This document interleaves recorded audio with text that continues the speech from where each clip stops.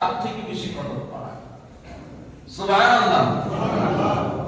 আমরা গুনাহ করলে তওবা করব কার কাছে? জোরে বলেন না, কার কাছে? 31 নাইট উল্লাসের দিন হবে না উদ্যস্ত আর ইবাদতের দিন? শুধু সেই দিন নয়, সব দিন। তবে যুবকদের কাছে বলুন, এই বেহায়াপনা বেলাল্লাহপনা দেখে আমরা আবদ্ধ হওয়া যাবে আর সকলের কাছে আমার উদাত্ত হওয়া, আমরা রাষ্ট্রকে একটি স্থিতিশীল পরিস্থিতি দেওয়া আমরা চেষ্টা করব। আমার আইন শৃঙ্খলা বাহিনীর ভাইরা যারা আছে, আপনারা যদি মুসলিম হন, আপনারা যে বাহিনীর কাজ করেন, আপনি মুসলিম হিসেবে ইমানি দায়িত্ব হবে কি আইয়ুকুম আহসানু আমালা, আপনাকে নেকামল নিয়ে যেতে হবে। কোন পক্ষে শুনতে হয়ে যাওয়া যাবে না, কোন পক্ষে কর্মচারী হওয়া যাবে না। আপনি সবার আগে আল্লাহর কর্মচারী, সবার আগে কার কর্মকর্তা? ইন্নী জাইলুন ফিল আরদি খলিফা। আপনি আল্লাহর প্রতিনিধি, আপনি বাংলাদেশ গভর্নমেন্টের প্রতিনিধি পরে, আগে আপনি আল্লাহর প্রতিনিধি। আপনাকে আগে সেটা মাথায় রাখতে হবে। যদি আপনার গভর্নমেন্ট আল্লাহর আইনের বিরুদ্ধে যায়, আপনি গভর্নমেন্ট ছাড়তে হবে, আল্লাহর আইন ছাড়া যাবে ঠিক কি না? মুসলিম যদি হতে হয়, আগে আল্লাহর আইন নাকি আগে গভর্নমেন্ট? আগে আল্লাহর আইন। এটা ইসলাম। এটা কি ইসলাম? আর আমরা যারা মুসলমান আছি, আমরা যারা মুমিন আছি, এই দেশের শান্তি শৃঙ্খলা বিরাজমানের জন্য, আইন শৃঙ্খলা বাহিনী এই জাতির জন্য আল্লাহর পক্ষ থেকে এদেরকে সহযোগিতা করতে হবে, এদেরকে সহায়তা করতে হবে। আমরা সকলে মিলেমিশে একটা সুখী সমৃদ্ধ উন্নয়নশীল দেশ যদি করতে হয়, আমরা ঐক্যবদ্ধ হতে হবে। সাংবাদিক বাহিনীর এখানে ভূমিকা রাখতে হবে ব্যাপকভাবে, কারণ আপনাদের ভূমিকা একটি রাষ্ট্রকে সঠিক গন্তব্যের দিকে নিয়ে যাবে। কারণ আপনারা যদি বিবেক, আপনাদের লেখনী শক্তি একটা রাষ্ট্রের ভিত্তিকে নড়বড়ে করে দিতে পারে, একটা মানুষকে সঠিক পথে পরিচালিত করতে পারে। কোন ব্যক্তিত্ব সম্মতি নয়, কোন ব্যক্তির পক্ষ ছাড়ানো নয়, ন্যায় ইসলামের পক্ষে থাকতে হবে। মসজিদের ইমাম আমাদের পছন্দের দল থাকতে পারে, কিন্তু আমরা উম্মার অভিভাবক, আমরা নির্দিষ্ট কোন দলের হয়ে আমরা কাজ নয়, আমরা উম্মার হয়ে কাজ করতে হবে ঠিক কি না? সমগ্র দলের লোকেরা আমাদের মুসলিম, আমরা সকলে মিলেমিশে একটি সুখী সমৃদ্ধশালী বাংলাদেশ চাই, যেখানে মানুষের সাথে মানুষের মমত্ববোধ থাকবে, মহব্বত থাকবে, আন্তরিক পরিবেশ থাকবে, যেখানে আল্লাহ রাসূল সাল্লাল্লাহু আলাইহি ওয়াসাল্লামের মদিনা রাষ্ট্রের মতো একটা পারস্পরিক সম্প্রীতি বন্ধন, ভালোবাসার বন্ধন থাকবে।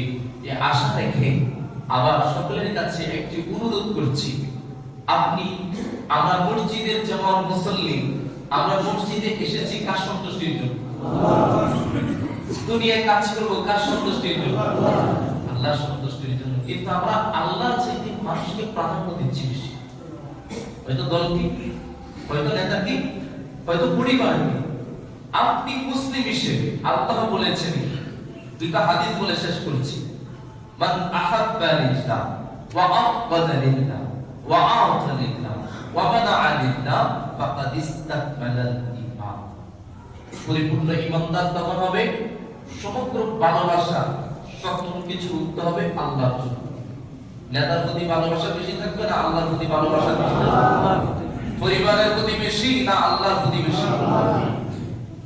সব থেকে বেশি ভালোবাসা হবে আল্লাহর আইন, আল্লাহর কিতাব, কোরআন আর হাদিস ঠিক কি না?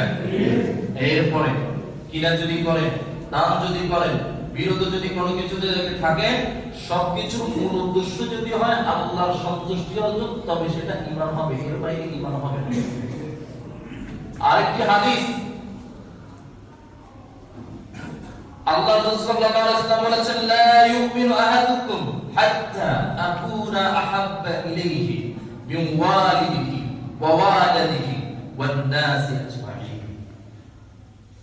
নিজের মা বাবা, নিজের সন্তান সন্ততি, নিজের পছন্দের মানুষ, নিজের স্বীয় প্রাণ, নিজের প্রাণ এসবের চাইতে সব থেকে বেশি ভালোবাসতে হবে, অনুসরণ করতে হবে, অনুকরণ করতে হবে মুহাম্মদ রাসূলুল্লাহ।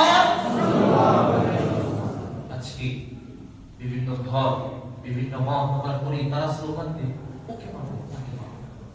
আমরা কোনো ব্যক্তিকে চিনি না, আমরা ব্যক্তিকে চিনব আল্লাহ রাসূলের কোরআন আর হাদিস।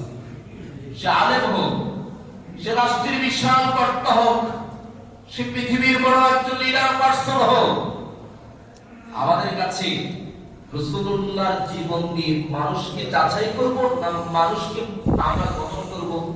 আমরা রাসূল সাল্লাল্লাহু আলাইহি ওয়াসাল্লাম ছাড়া অনুকরণীয় আদর্শ হিসেবে কাউকে গ্রহণ করার কোনো সুযোগ আছে? এ বলে তো আমার আদর্শ, সে বলেছে আমার আদর্শ, আর তোমার আদর্শ মুহাম্মদ রাসূলুল্লাহ। রাসূলুল্লাহ ছাড়া যদি কেউ আদর্শ, তুমি ইসলাম থেকে খারিজ হয়ে যাবে। রাসূলুল্লাহ ছাড়া কেউ আদর্শ হতে পারে না? কথা বলেন। রাসূলুল্লাহ ছাড়া কেউ আদর্শ হতে পারে না? এক সেকেন্ডের জন্য কাউকে আদর্শ মানার কোনো সুযোগ নেই। আল্লাহ আমাদের বুঝার মতো তৌফিক দিন। আমিন। আজ আমরা আজকে আলোচনা করেছিলাম সূরা মুলকে মূলত 2 নং আয়াত থেকে। কত নম্বর আয়াত?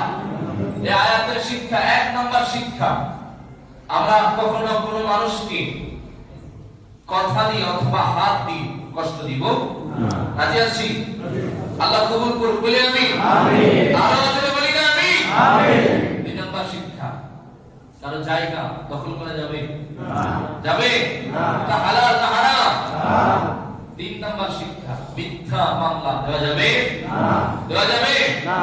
চাঁদাবাজি হারাম, ইনকাম করা যাবে না। মানবতা করা যাবে না। আদর্শ হবে কে? মুহাম্মদ রাসূলুল্লাহ। আদর্শ হবে কে? আল্লাহ আমাদের বুঝার তৌফিক দিন। আসসালামু আলাইকুম ওয়া রাহমাতুল্লাহ।